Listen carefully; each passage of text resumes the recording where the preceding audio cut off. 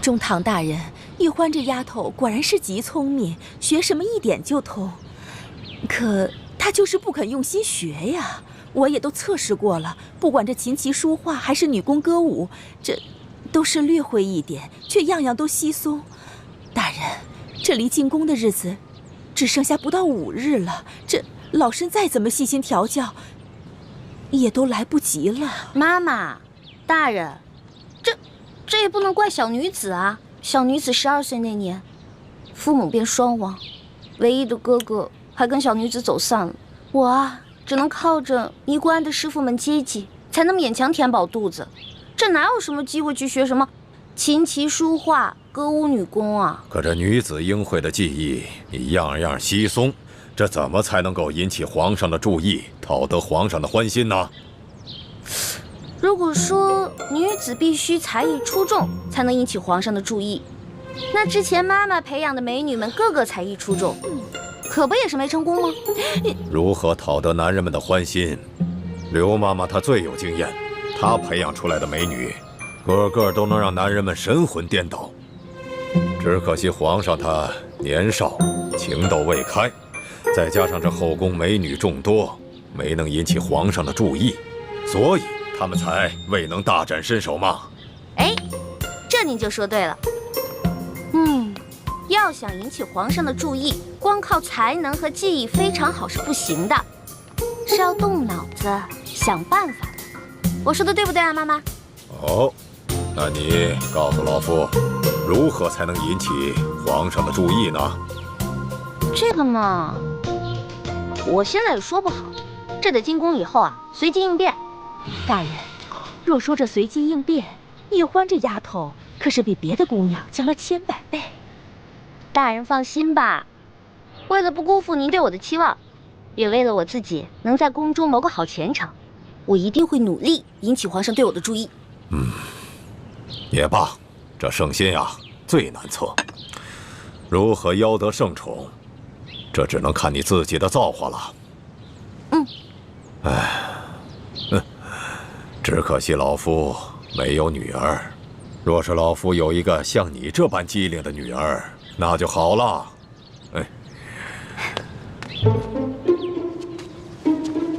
依父在上，干女儿给您磕头了。老夫不过是随口一说，你怎么就认起干亲来了呢？哎呀，我说你这个丫头啊，你可真会顺着杆往上爬呀！好，老夫就认了你这个干女儿。快起来吧。哎，谢义父。对了，义父有件事情必须要提醒你，我们这门干亲只能私下里认，等你进了宫以后，千万不能让其他人知道。若是皇上知道了你是老夫安排的人，那对你对老夫都不会是好事情。义父您放心吧，女儿我呀不会乱说话的。你真是长了个七巧玲珑心呐！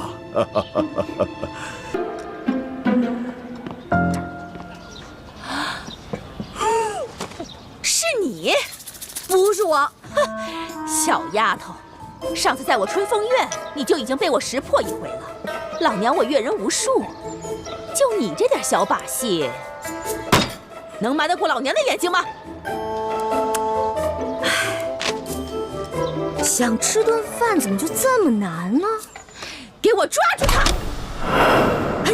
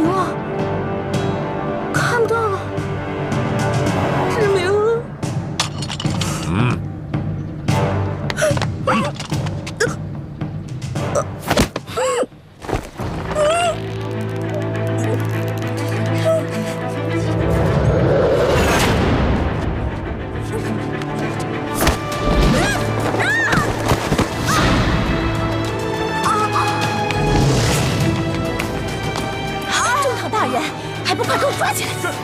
哎，啊！救命啊！救命啊！救命啊！放开我！救命啊！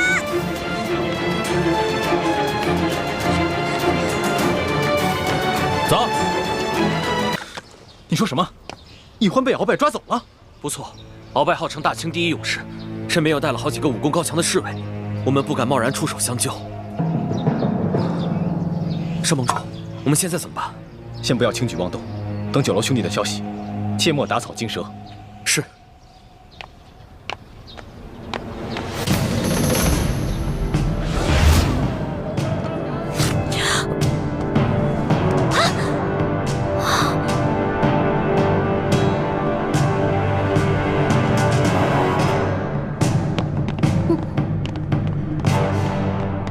楚哥哥，谁让你出门的时候诅咒我？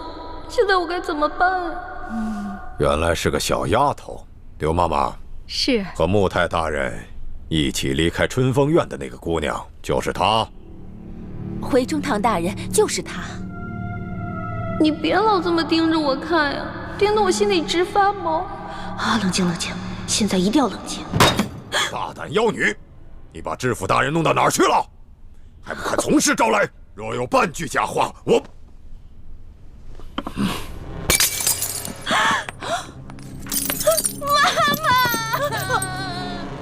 妈妈救命！妈妈救命！哎呀，只要你老老实实说出知府大人的下落，我可以向中堂大人求情，饶你不死啊！快说！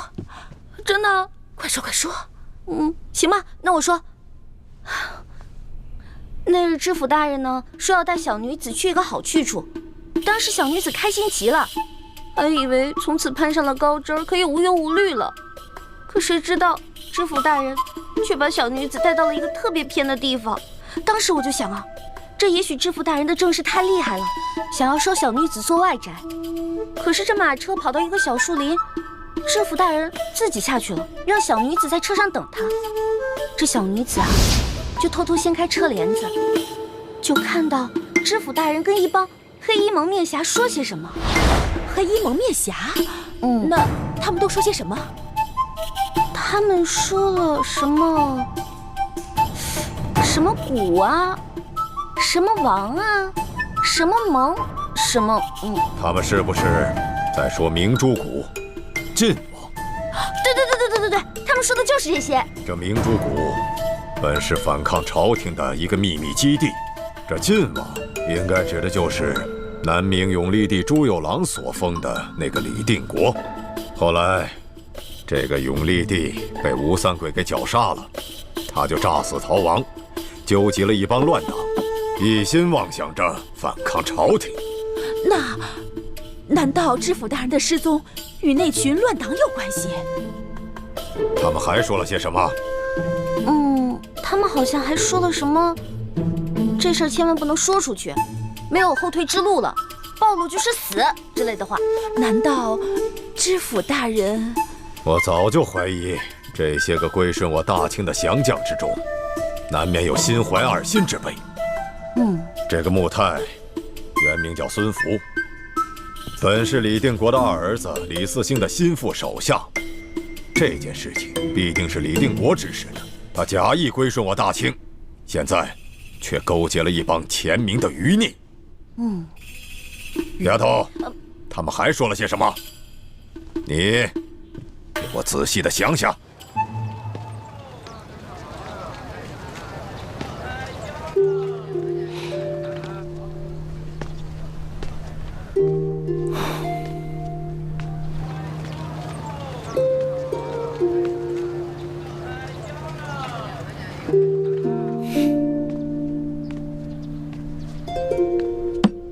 他们都是一些零碎的只言片语，我也没听清楚，但是我听到了一个人的名字。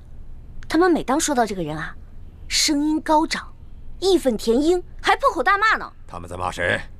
他们好像在说什么敖王吧，敖乌龟，还敢称自己是第一勇士，早晚把他打得满地找牙。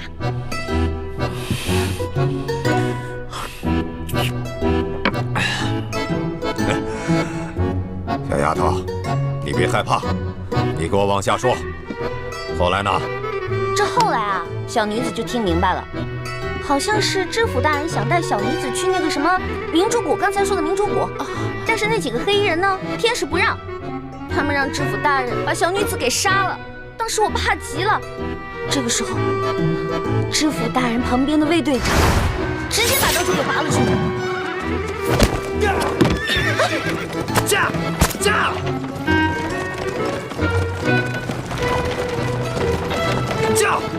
你来驾马车，我去对付他们。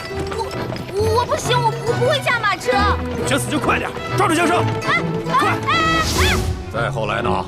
再后来，小女子就拉着马缰绳，一直跑啊，就听到后面刀剑撞击的声音越来越大，我就跟着马车一直跑。这后来马儿累了，停下来了。小女子怕他们赶过来，把我杀了，我就跑了。这个卫队长，是我安排在孙福身边的一个密探，多半是他发现了孙福和乱党勾结，所以这个孙福才会杀人灭口。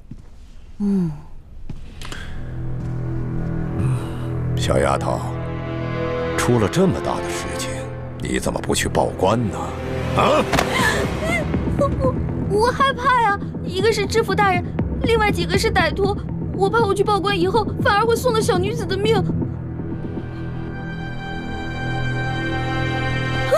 那我问你，你后来怎么又跑到京城来了呢？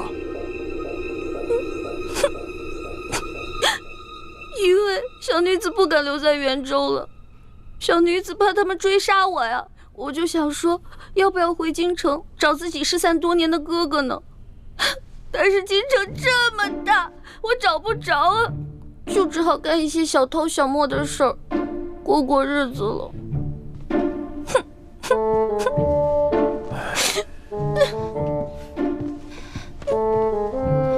中堂大人，您说这丫头说的这番话可信吗？此事涉及到诸多复杂的背景和隐秘之事，绝非一个普通的小女贼所能够知晓。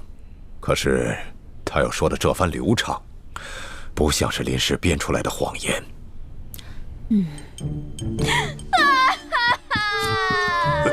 大人，小女子再也不敢了，小女子再也不敢偷了，死也不敢偷了。大人，妈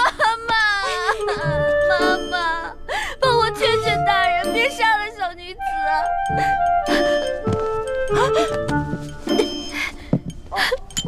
这是小女子以前偷的，全当孝敬您的。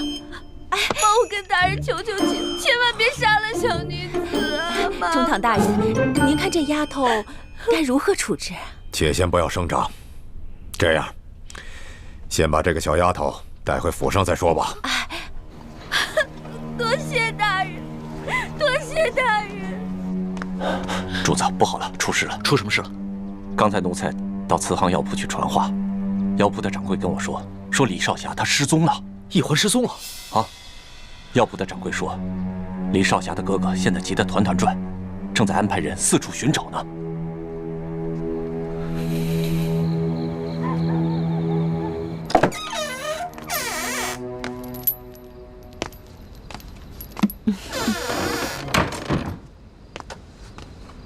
来吧。不是吧？你去给我拿2个白馒头。哟，那你想吃什么呀？哦，您不会以为您还在天下第1楼上冲大爷呢吧？妈妈，我刚才在9楼对您多有不敬，但是您别忘了，我还孝敬了您2锭金元宝呢。所以呀，我才来给你送2个馒头啊。妈妈我呀，也是有原则、讲情义的。2个馒头换2个金元宝，这馒头也是我见过最贵的了。不过有馒头总比没有强，起码不会被饿死。吃。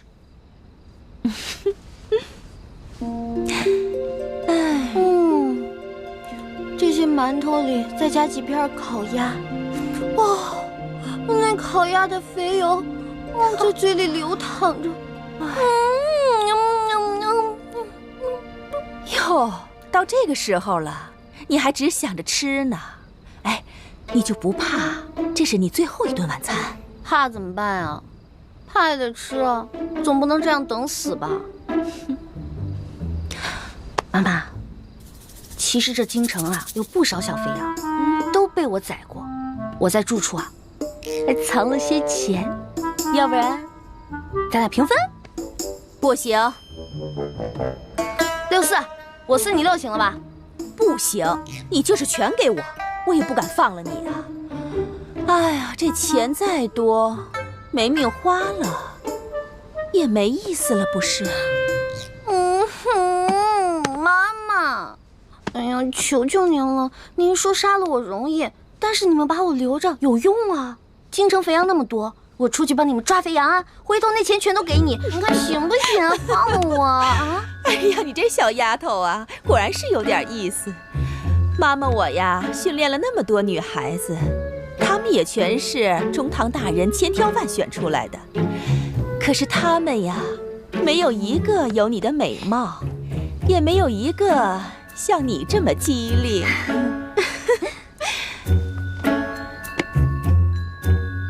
所以妈妈，你这意思是可以放了我了？哎呀，我哪敢放了你呀？哎，不过妈妈我呀，也是有原则、讲情义的，也不能白收了你的金元宝，不是？我今天呀，就是来给你指条生路的。妈妈，请说。易姑娘那一番谎话，说的是声情并茂，丝毫没有破绽，居然连老奸巨猾的鳌拜都被她骗过去了。这鬼丫头仗着自己有点小聪明，就胆大包天。她虽然骗过了鳌拜，可是也被鳌拜带进了鳌府。鳌拜究竟会怎么处置她，还很难说。我们呀，在鳌拜府中也发展了内线，不过鳌拜不信任我们，我们的人只能在外围当差。不过我已经吩咐下去，让他们想尽一切办法打探消息。鳌拜性情暴虐，易欢在他手里非常危险，我们必须尽快想办法救他出来。少主，龙三少爷那边差人来问，可救出易欢少侠了，是不是需要什么协助之处？你去告诉他们，还没有找到易欢，不过我们会自行解决，就不麻烦他们了。多谢他们的好意。是。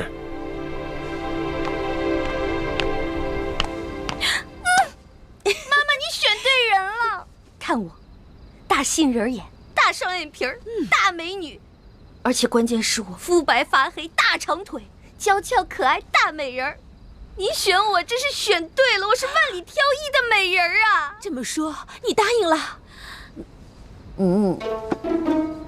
怎么，你不答应？这中堂大人可不缺钱，他缺的只有美女。这也是你最后一次机会了。那能不能先给我上一盘烤鸭，再来一壶桂花酿啊？我得吃饱肚子才有思考的余地嘛。唉，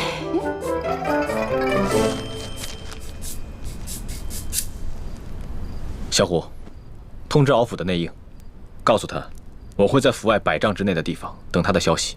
一旦鳌拜要杀易欢，让他立刻发出信号。少盟主的意思是，万一鳌拜要杀易姑娘，您就亲自冲进去救她。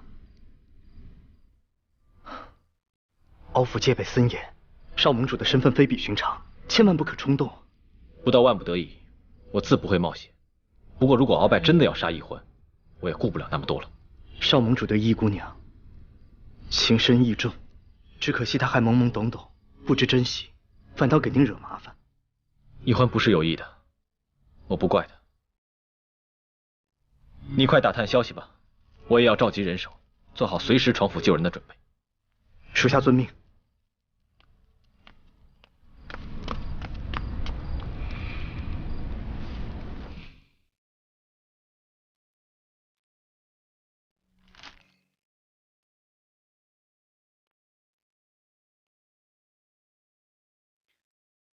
看来易欢一定是出了什么事情，他的哥哥不肯告诉我们实话。是啊，主子。不过这事我看您就别太着急了，他们江湖人士出了事情，总有自己的方法来处理。再说了，现在咱们也不方便出手啊。你派一些人在慈航药铺外守着，一有消息马上通报。这主子，您看，这天色也不早了，要不您还是先回府吧，不然的话，这老太太要是知道了，可又得怪罪奴才了呀。走吧。好，请。哎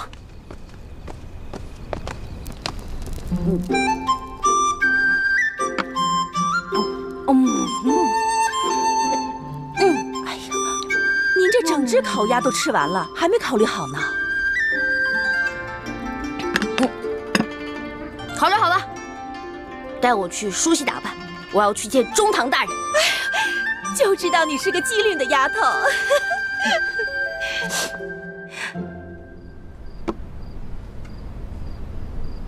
刘妈妈，哎，你真觉得易欢这个丫头，她合适吗？大人，这宫中虽然美女如云，可大多怯懦胆小。像易欢这么娇俏活泼、聪慧机灵的女孩子不多。如今啊，皇上正当青春年少，应该呀，很容易就被这种女孩子吸引的。这个丫头啊，生性胆大，喜欢疯，我真怕她入了宫以后啊，咱们不好掌控。易欢这丫头啊，是有很多弱点，贪财贪吃，又贪荣华富贵，怕苦怕疼还怕死，所以呀，很容易就被掌控。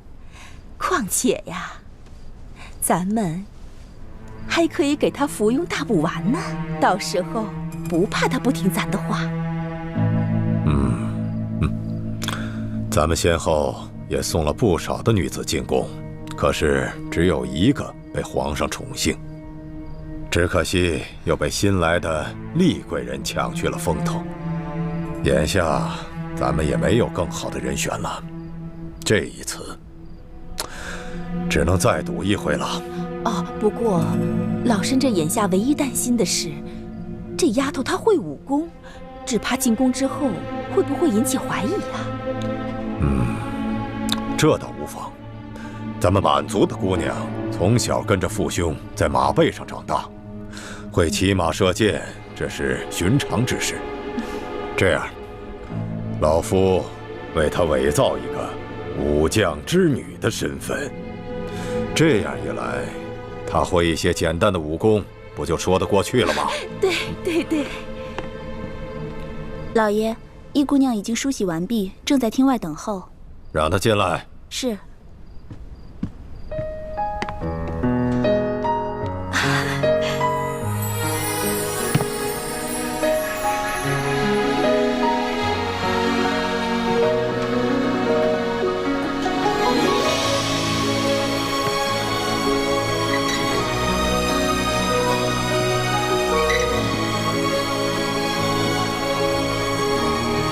小女子拜见中堂大人。好，好，好。谢谢中堂大人不杀之恩。易欢，你是否真心愿意为老夫所用啊？小女子誓死效忠大人。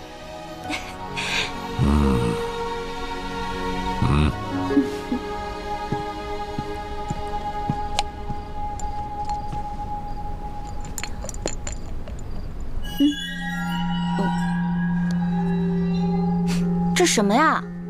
香香的。这是大补丸，吃了它可以让你的肌肤如玉，永葆青春。真的？当然是真的。这大补丸确有补气益血、健身养颜之功效，只不过一旦吃下去，就必须每个月都要吃一颗，否则的话，你就会肠穿肚烂，让你死得苦不堪言。怎么样？如果你愿意为老夫所用，就服下这颗大补丸。只要你能够乖乖的听老夫的话，老夫每个月都会给你一颗的。那大人，如果我不吃这颗大补丸，您是不是就要杀了我啊？哼！你先是对元州知府勾结乱党一事知情不报，后来又在这天子脚下偷盗行窃，这哪一条都该杀头。哼，什么大补丸？不就是慢性毒药断肠散吗？本姑娘10岁的时候就会配，也会解了。我现在这副害怕为难的样子，不过就是为了麻痹你这个大坏蛋。哎呀，我说丫头啊，你可是聪明人，吃下这个大补丸，从此荣华富贵享之不尽。你要是不吃啊，你这个小脑袋马上就搬家了。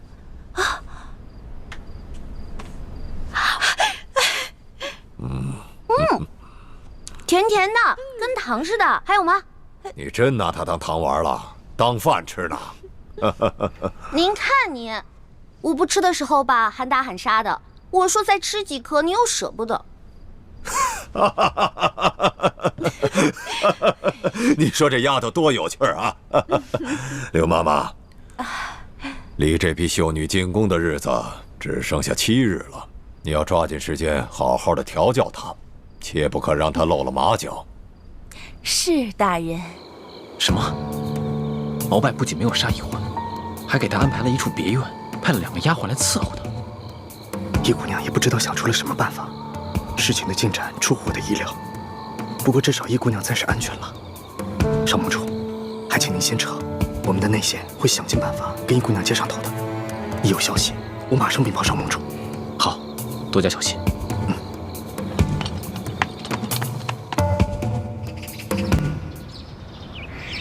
中堂大人，玉欢这丫头果然是极聪明，学什么一点就通。可她就是不肯用心学呀。我也都测试过了，不管这琴棋书画还是女工歌舞，这都是略会一点，却样样都稀松。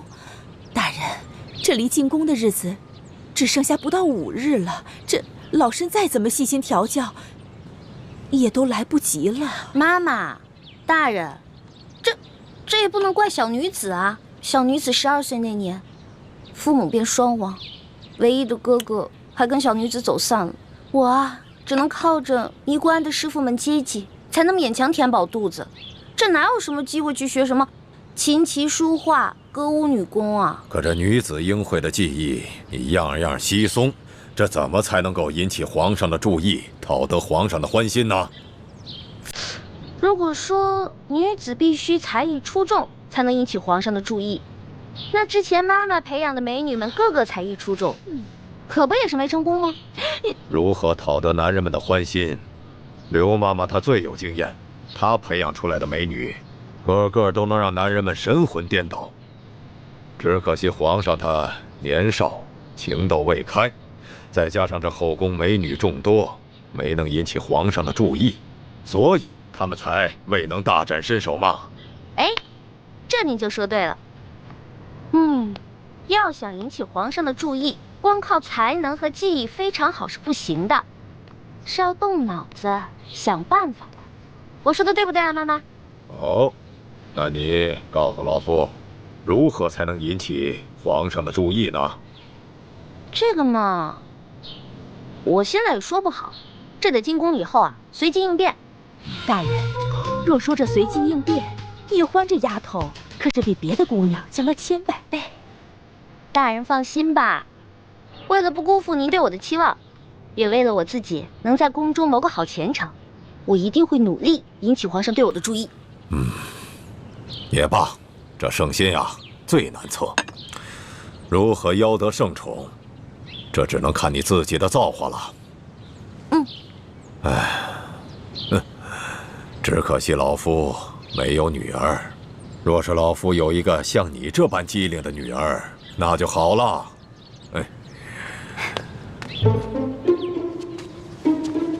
依父在上，干女儿给您磕头了。老夫不过是随口一说，你怎么就认起干亲来了呢？哎呀，我说你这个丫头啊，你可真会顺着杆往上爬呀！好，老夫就认了你这个干女儿。快起来吧。哎，谢义父。对了，义父有件事情必须要提醒你，我们这门干亲只能私下里认，等你进了宫以后，千万不能让其他人知道。若是皇上知道了你是老夫安排的人，那对你对老夫都不会是好事情。义父您放心吧，女儿我呀不会乱说话的。你真是长了个七窍玲珑心呐！好，既然你认老夫做了义父，那作为义父就得有所表示。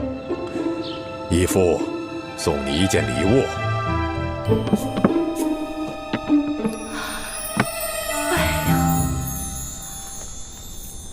这件金蚕丝背心乃是天下独一无二的宝物，轻薄柔软，却刀枪不入，水火不进。当年敖大人出生入死，立下无数战功，先帝才将这件背心赏给了敖大人。唉，如今他却把这件背心赏给了你，可见你呀，对他真的是很重要。你们要我去皇帝身边做卧底，当然得先笼络我了。但如果事情不顺利，你们肯定会杀了我灭口。到时候就算我穿着金蚕背心，也不可能逃过你们的毒手。哎，妈妈，我能拜到中堂大人门下做干女儿，那多亏了妈妈的帮忙。您放心吧，以后如果我大富大贵了，肯定不会亏待妈妈您的。就你的小嘴会说话。哎，妈妈，我看看金蚕背心呗。啊，哎，你看看，金蚕背心有那么厉害吗？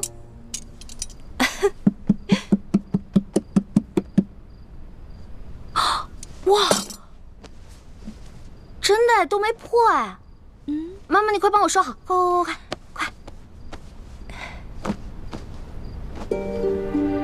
朱哥哥说过，京城第一酒楼和鳌拜府中都有咱们明珠谷的内线，那他应该已经知道我现在的处境了，肯定会让府里的内线来和我接头。这老东西一直守在我身边，寸步不离的，真是讨厌。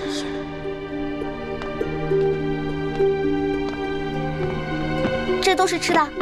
是的，易姑娘，这些菜是特地从京城第一酒楼给你订的，尤其是这盘酱鸭头，是酒楼新来的厨子朱师傅为您准备的。朱师傅说了，姑娘品尝过后，有什么需要改进的，朱师傅会尽量满足您的要求的。我知道了，你先下去吧，记得再给我拿一壶桂花酿过来。是。妈妈，您看啊，这么多美食，其实我应该跟您老一起分享的。但是你也知道，我这个人吧，最大的缺点就是贪吃。再加上上次您在酒楼里跟我抢一只鸭子，那事在我心里留下很深的阴影啊。所以，您要是跟我在一桌吃饭的话，我这内心肯定会特别害怕。要不然您就先放心，我不会跟你抢吃的，我自己回房间吃。哦，不过，待会儿吃过晚饭之后啊，我要陪你一起同床共眠。这同床共眠就算了吧，我从小到大都没跟人同床共眠过，而且这同床共眠，我看着您这张老漂亮的脸，我睡不着啊。今晚不行，我必须要陪你一起睡，因为今天晚上妈妈要调教你一些床上功夫。哎呀，只有这样，皇上召你侍寝之后，才会被你迷得神魂颠倒。你现在害羞啊，等将来进了宫，得到了皇上的圣宠，你还要感激妈妈的调教之恩呢。行，我谢谢你，妈妈。你别说了，你赶紧走吧。你走吧，你说的我都羞死了。快回去吃饭吧。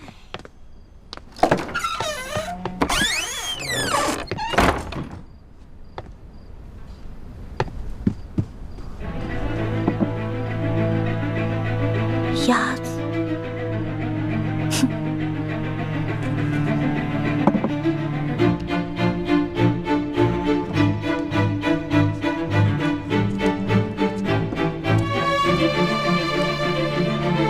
已安排内线救你。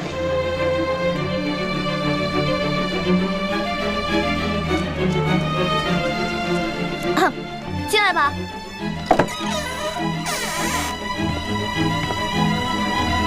易姑娘，你要的桂花尿。玉欢姑娘说，她决定将计就计，待进宫之后，把鳌拜的所作所为全部告诉龙三，以挑起鳌拜和康熙小皇帝的矛盾。奕欢虽然口口声声反对我们光复大明，但一旦有机会，还是会奋不顾身地帮助我。玉欢姑娘还说，鳌拜对她不太信任，正在满京城查找他失散的哥哥。为了不让鳌拜起疑心，还请少盟主做好准备，配合他演好这出兄妹相认的戏码。知道了。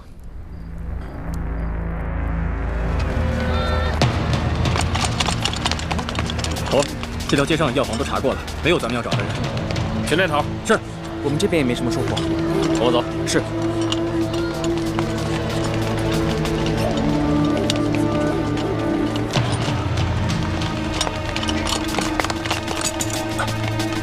掌柜的，怎么了，各位军爷？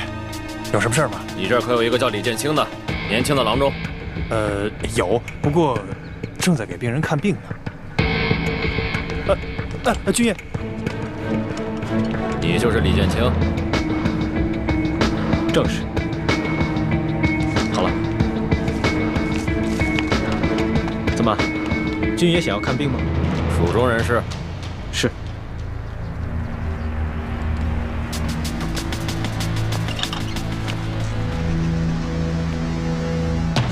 军爷这是干什么？太好了，李先生，终于找到你了，跟我走一趟吧。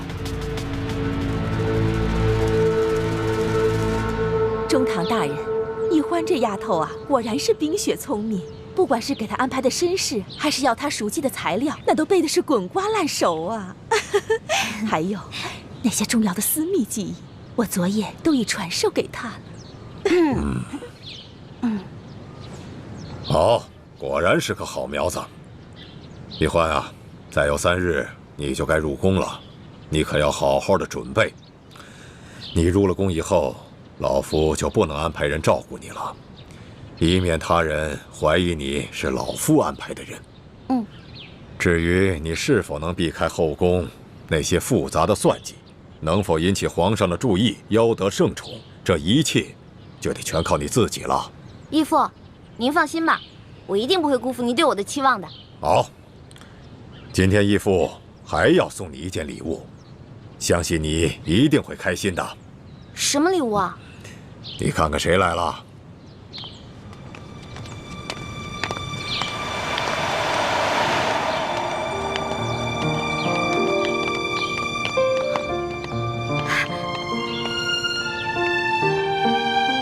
大哥。你是小妹，大哥，大哥，对不起，都是我不好，我以后再也不会这样了，以后我一定听你的话。小妹，真没想到会在这里遇见你，我还以为你出事了呢。你知不知道，这些年哥哥一直在找你，找不到你，我心里多着急啊。知道了，我以后再也不会那样了。小美，大哥，没事就好，过去的事情就不要再提了，啊！快来快来，我来给你介绍，这是义父，快给义父跪下。草民李建清，拜见中堂大人。一谢大人救了欢妹，二谢大人让我们兄妹团聚。不必多礼，起来吧。谢大人。坐。义父让你坐呢。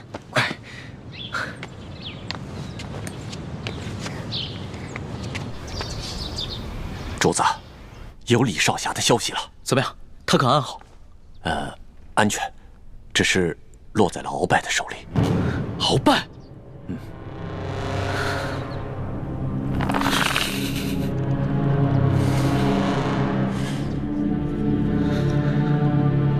恕草民冒昧，中堂大人最近是否经常心神烦躁？是否无论何种美食，都是食之无味，难以下咽？你怎么知道？医者望闻问切，可知百病。草民看中堂大人的脸色，似有思虑过度之症。这过思则伤脾胃，也伤元神，自然会食之无味，难以下咽。那可有办法医治啊？这个简单，待草民为大人号个脉，开几副方子调养调养，自能改善。早就听易欢说过，你这个当哥哥的，自幼跟着师傅在外游历行医，学了一身的好医术。虽然是不能够让人起死回生，但也是救人无数。今日一见才知道，他所言非虚啊。老夫现在年龄大了，经常身体不适，你可否愿意留在府上为老夫效力呢？这个老坏蛋，果然还是不放心我，想拿朱哥哥做人质。草民做了多年的游方郎中，虽然学到了不少民间的验方，但四处漂泊甚是辛苦，所以想在京城安顿下来，慢慢谋个前程。只是坐堂问诊，收入微薄，若能投靠在中堂大人门下，草民自是求之不得。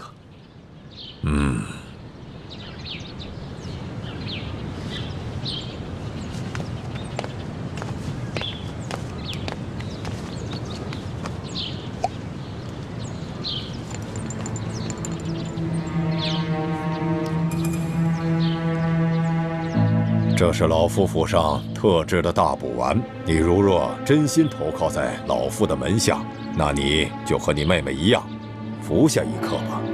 以后每个月我都会按时给你们兄妹二人送上一颗大补丸。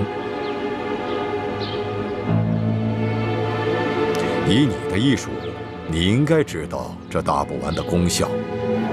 但若是你不肯服下这颗大补丸，那老夫又该如何敢放心的去栽培你？草民只求守护我这唯一的妹妹，顺便为自己谋个好的前程，所以草民一定会对大人忠心耿耿，唯命是从。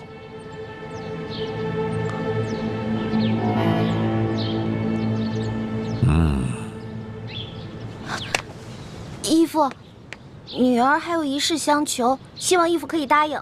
你尽管说，只要老夫做得到，都会满足你。可不可以在宫中也给我哥哥某一份差事啊？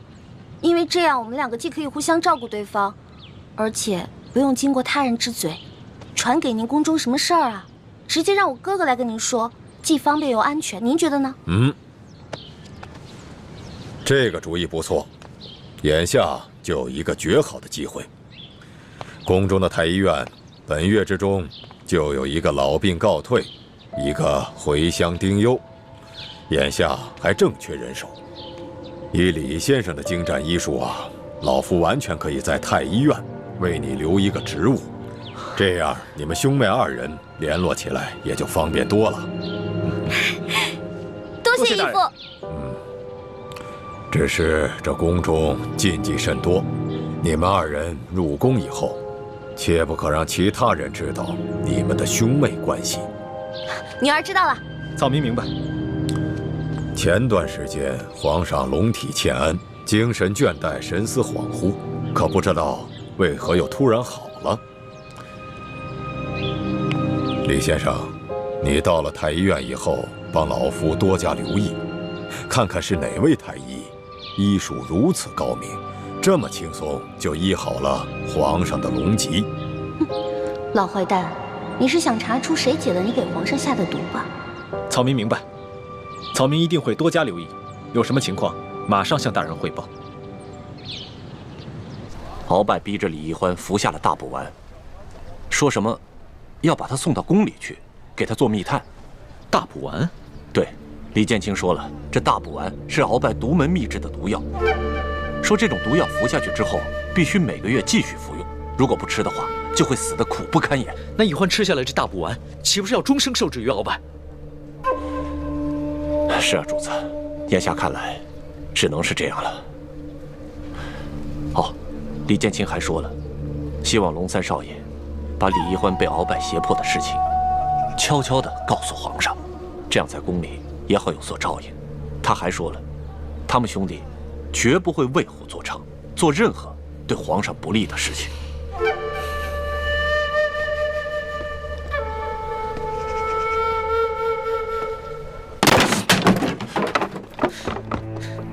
主子，您息怒啊！这个鳌拜越发的胆大妄为了。这你回去告诉李建清，就说我会尽快禀明皇上，在宫里对奕欢多加照拂。好，还有，皇上会尽快的去找鳌拜，为奕欢拿到解药，让他放心吧。这。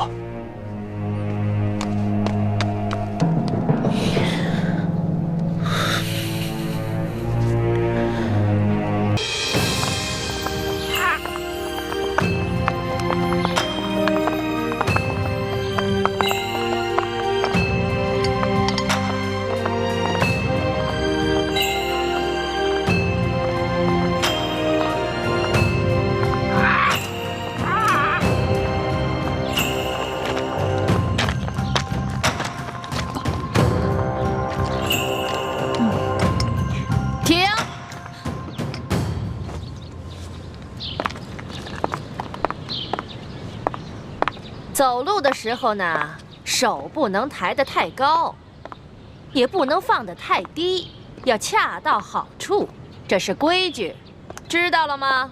知道了。继续吧。等一下，刘嬷嬷，我们这都练了2个时辰了，这早就过了饭点了。我们现在又累又渴的，能不能让我们先吃点东西啊？不可以。 什么时候你们练好了，我觉得合格了才能休息。继续走吧。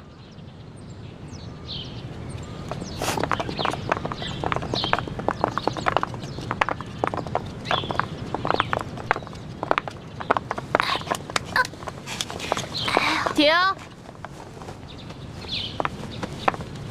奕欢，谁让你坐下的？刘嬷嬷。 我的脚破皮了，我走不动了。那你也先向本嬷嬷请示啊，怎么能擅自休息呢？刚才我都说了，这是违反宫规。这也算违反宫规啊？当然，在这个宫里，只要是做宫里不允许的事，说宫里不允许的话，全都是违反宫规。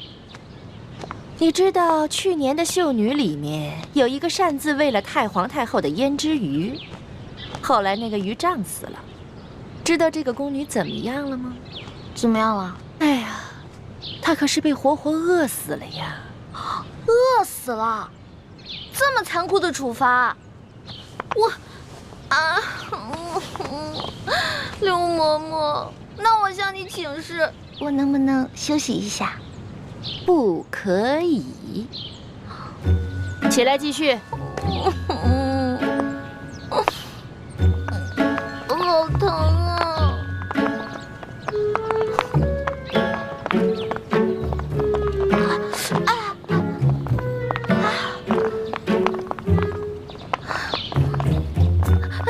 刘嬷嬷，怎么了？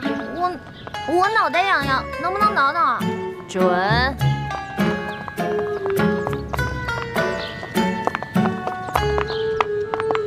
刘嬷嬷，说。 我想，对不起啊！您肯定是那种通情达理的人嘛，不可能不让我打喷嚏的，是不是？下回憋住嘛。你哪儿那么多废话呀？赶紧走！哦。嬷嬷，你又怎么了？就这么一会儿，你举3次手了？不是您说的吗？ 有事儿之前必须举手请示啊！什么事儿说？我想放屁！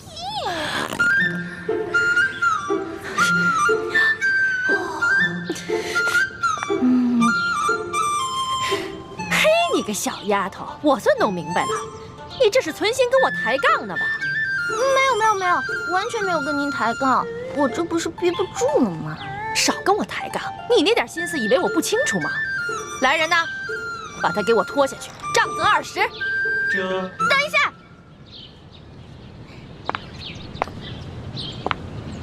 刘嬷嬷，您可知道吏部尚书丁大人啊？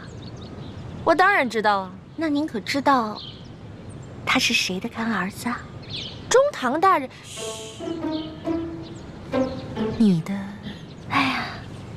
响鼓不用重锤吧，有些话不必说得太透吧。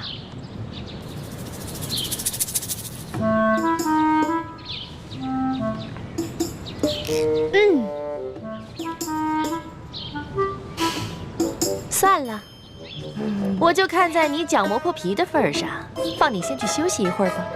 谢谢刘嬷嬷。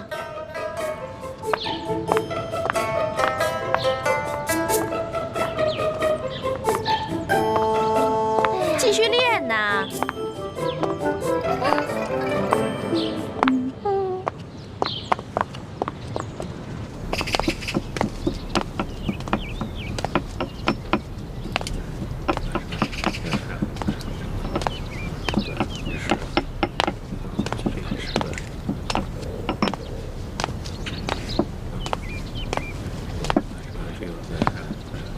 这就是咱们的院判大人。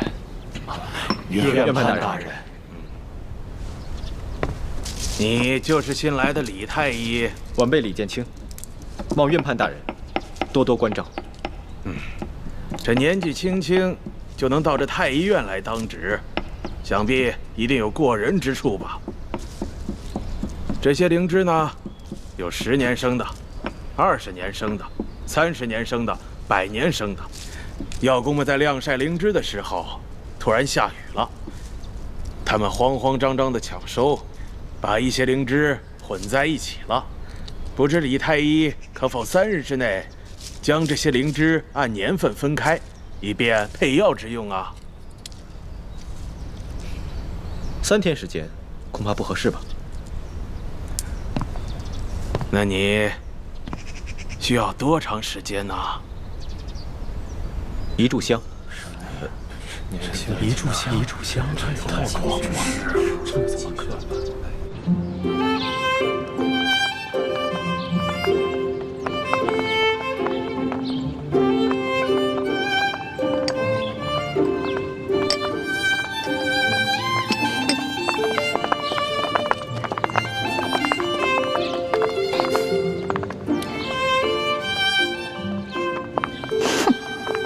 自己坐着，有吃有喝的，却让我们饿着肚子受累。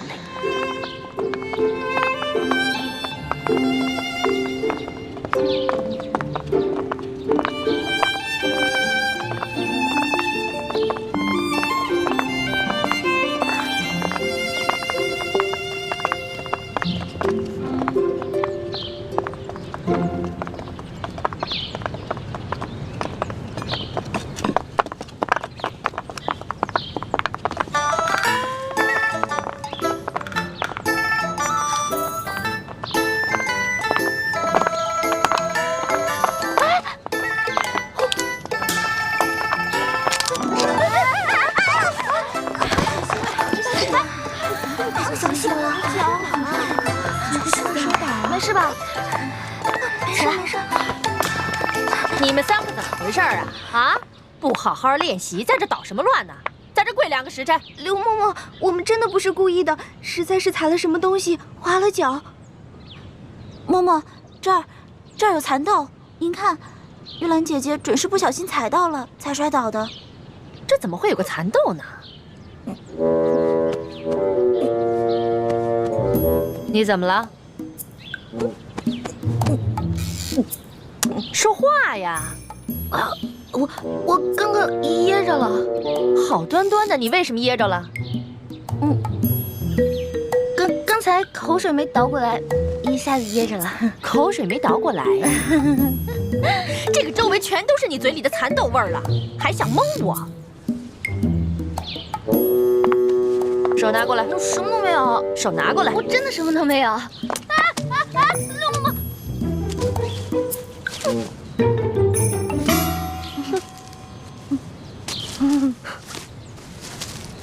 哼，你还想抵赖吗？看来我不给你点教训，你是真不知道什么是公规呀。来人呐，等一下。刘嬷嬷，您忘了，我呢可是中堂大人的。什么人违反公规都要受处罚？你以为我到现在还没回过味儿来吗？其实刚才我就想明白了，中堂大人怎么会派你这么一个不知道天高地厚的野丫头进宫来呢？你既然那么嘴馋，又担心挨饿，那我就罚你今天闭门思过，谁都不许给他吃喝。什么？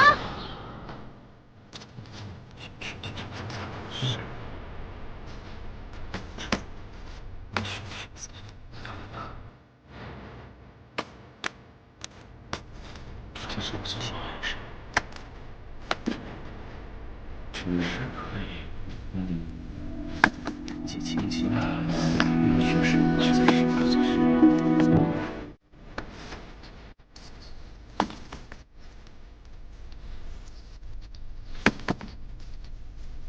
灵芝它可以做东，对，这是可清了。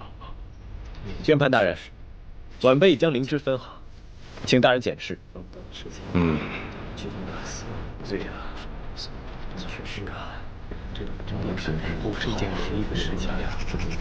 年纪轻轻，有如此造诣，实属不简单呐。晚辈不过是班门弄斧，日后还要仰仗大人多多关照。好，有真才实学，不骄傲。李太医前途不可限量啊！哈哈哈哈哈哈！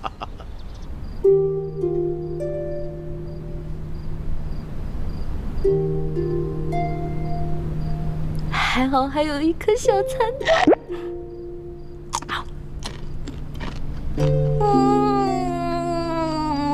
好吃。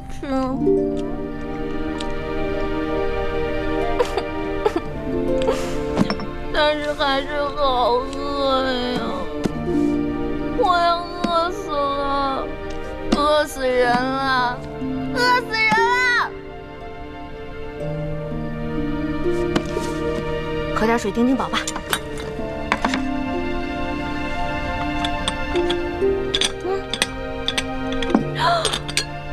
不是吧？啊！哎呀，好饿呀！好饿呀，饿死啦！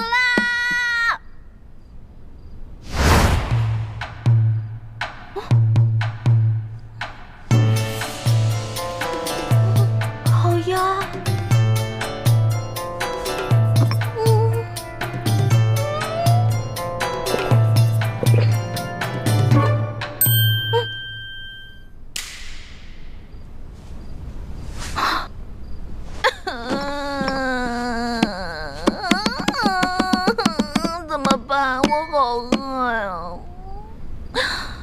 才进宫我就要饿死了，也不知道猪哥哥找没找到龙小弟。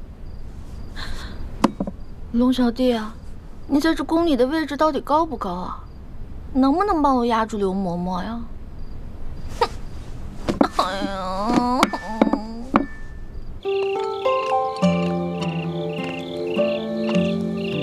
大哥，大哥！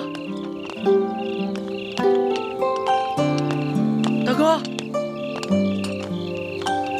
大哥，大哥，不是约好了在这见面的吗？人呢？会不会是刚进宫找不到路啊？哎，不对不对，他那么聪明，怎么可能呢？难道是出什么事了？大哥，大哥！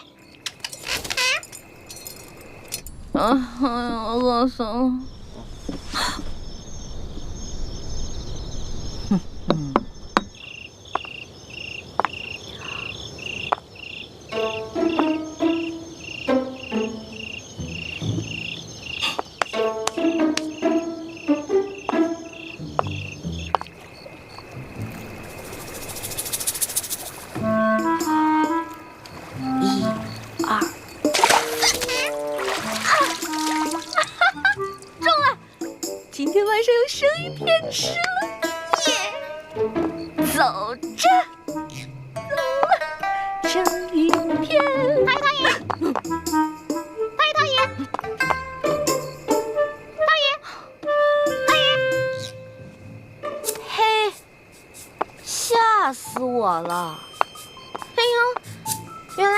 这个鬼东西在这装神弄鬼啊，吓我一跳！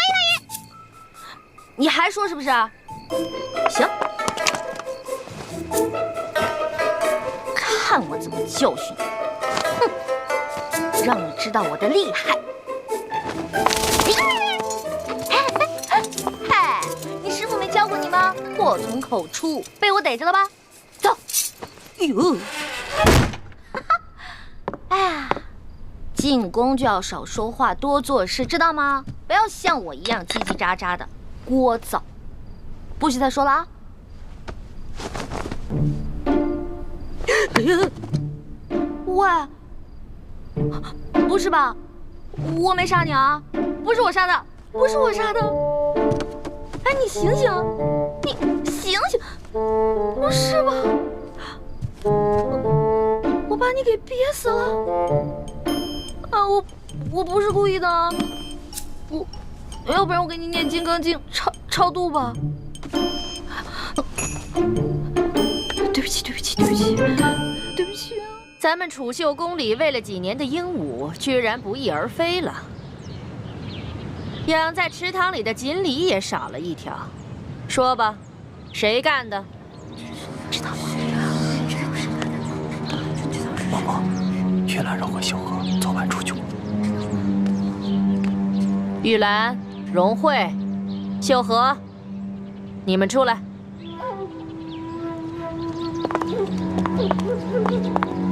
昨天晚上，有人看见你们离开住处出去了，去哪儿了？秀禾妹妹半夜要小姐，夜里黑，她一个人害怕，我和荣慧陪她去的。只是去小姐，那有没有在回来的路上，顺便偷个鸟、抓个鱼什么的？嬷嬷明鉴，我们哪敢在宫里偷东西啊？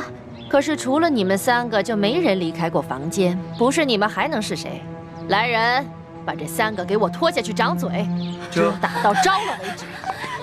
嬷嬷饶命啊！嬷嬷饶命啊！饶命啊！饶命啊！慢着，昨天除了他们三个，还有人离开过房间。谁？我。你？我昨天不是罚你闭门思过吗？你居然敢偷偷跑出去！是啊，我闭门思过了。我一天没吃没喝，但是我总得拉撒呀。其实我早就怀疑你了，只不过是因为没有证据，我不便发问。这批秀女里边就属你胆子大，准是你昨天饿了一天，又打起那鱼鸟的主意了吧？哎，你有什么证据证明我拿了你的鱼跟鸟呢？桌子也得拿脏啊！我有没有冤枉你呢？我自然会查清楚的。不过这储秀宫呢，夜里会落锁，外人进不来，里面也出不去。我还就不信了，你能把那鱼骨头和鸟毛一块儿给吃了？来人呐，给我搜！哼，老东西，我就不信你能搜得到。对不起啊。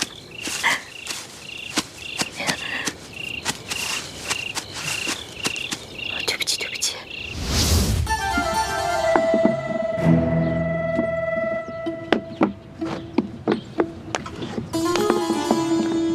刘某某，没有。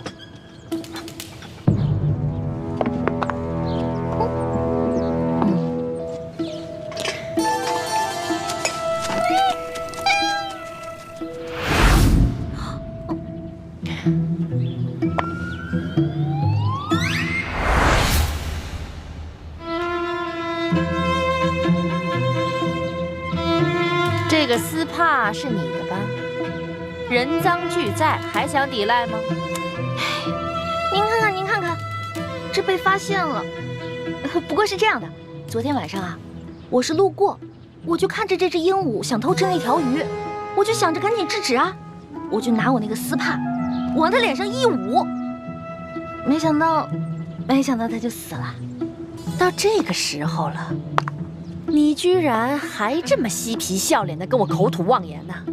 本来我今天就想打你20大板的，看你如此顽劣，胆30。哎，等一下！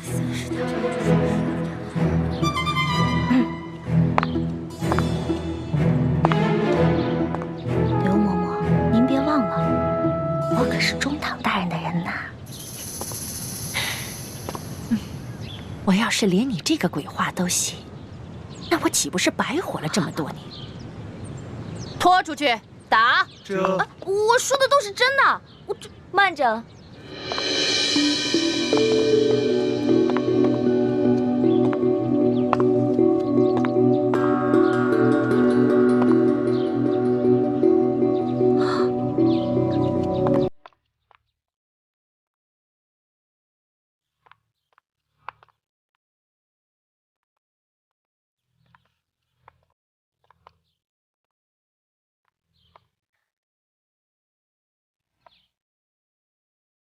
刘嬷嬷，可否借一步说话？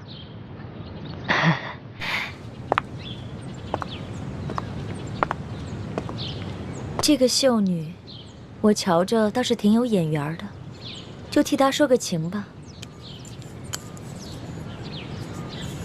昨儿个皇上赏赐我很多珠宝玉器，只是这个镯子我戴着太大了，想来这大小啊，正适合嬷嬷你呢。哎呦，那就多谢厉贵人赏赐了。今天这事儿就看在厉贵人的面子上，我就不追究了。那就多谢嬷嬷了。这个秀女有些不懂规矩，不过长得嘛倒是挺可人的。嬷嬷不如把她交给我，我来替嬷嬷好好调教调教。